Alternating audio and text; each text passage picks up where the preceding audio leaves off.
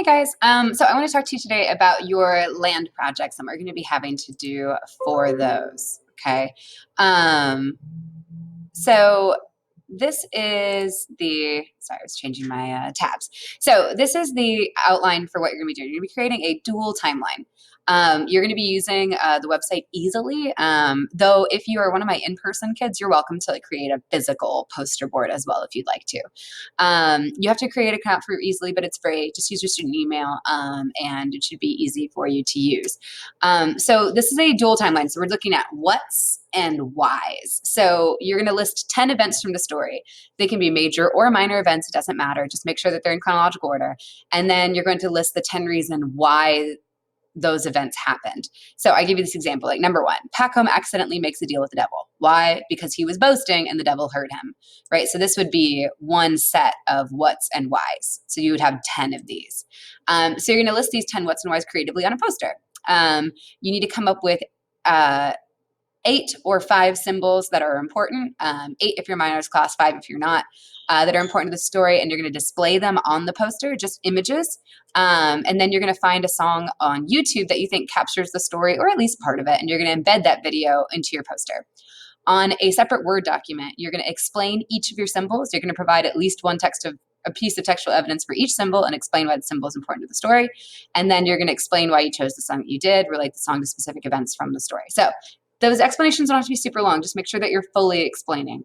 I would say that each symbol explanation would probably be about, I don't know, at least 3 to 4 sentences. That's including the piece of textual evidence from the story that you're using. Okay. So like I said, you're going to be using Easily, which is this website here. So it'll have you create one, and then this will be your kind of homepage. So you can use templates that Easily already has. So I just searched for timeline ones. And then I'm going to mess with this one because it's green and it deals a little bit with that idea of him walking and land and whatever.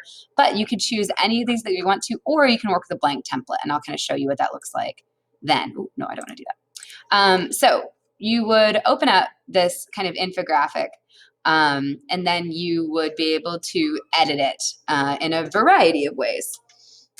So the first thing that I would do is I would probably resize it. You can do it in portrait or landscape. It doesn't really matter to me, but I would make it tabloid size. That's going to be your biggest kind of canvas. It's nice and long, or nice and wide, depending on if you do it as portrait or landscape. And I think you're going to need that space for those 10 what's and whys and for your symbols. Okay. So I've already moved this one to tabloid, so as you can see, it goes down. But if you need to, if you're running out of space, you can just say add new page, and it'll keep adding on to the bottom of it. Okay.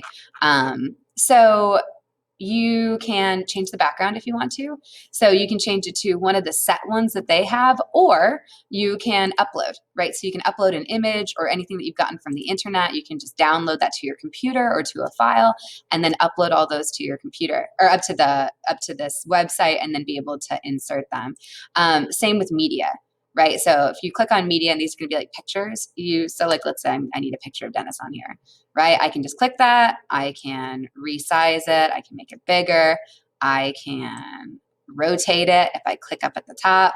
Okay. Or if I just click on it, I can delete it if I decide that I don't need it. Okay. There's also objects here for you, right? So you can search all these kinds of different things. You can also just search shapes, and it'll give you a bunch. And again, if you want to upload different shapes and objects, because a lot of these are going to be locked behind that pro thing, then you can just go find a picture of an arrow or of a symbol or of a little stick figure man that you like, and use that. Okay. The objects, and then you can do, I think text bubbles are on here probably.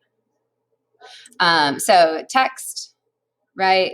You can just drag it, and you can change the font, the size, the position, all that kind of stuff here. Okay. If you want to, let's say you want another one of these bubbles because you like them, you can just right click them and copy, and then click somewhere else and hit paste, and then you can move it around, and then you can add text to it by grabbing that text box, and you'd probably have to move it forward. Yeah. So this is how you move things forward and back, right? So this is like your like layers, so that the text will sit on top. That's what you would do. So you just push forward until it lets you go. Okay. So, and that's like those could be your what's and whys, and you could make these bigger if you needed to, so that you've got more space, right? You've got your title here that you can replace. Okay. And that kind of thing. Hey, sorry about that. So you can also add media. So you can upload, and you're going to have to upload a YouTube video. So all you do is you find something on YouTube that you like, you'll copy and paste the URL here. It'll show up, you'll hit select, and then it'll create a little box for you that you can stick on there. I would also, just in case, I would create a little text box, and I would copy and paste the URL into that and just have it like at the bottom of your poster. Okay, if you would like to work with somebody, you can. I'm going to limit it to, you're only be able to work with people who are in your cohort. So if you're a remote kid, you can work with another remote kid. If you're an A day, B day kid, you can work with A day, B day kids. If you're a CD day kid, you can work with them. And just to make it real nice and simple rather than having people kind of crossing over days. You can share it to a specific person. So this is how you can invite somebody to work on it with you. So you can invite a friend to edit, and then I would just use their school email, and then they'll get a link and they'll be able to get on there and move stuff around and add stuff and that kind of thing as well. Okay.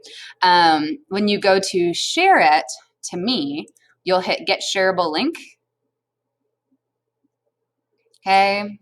You'll copy, and then you will copy and paste that link into Canvas, and that's how you're going to submit this piece of work to me whenever your project is due.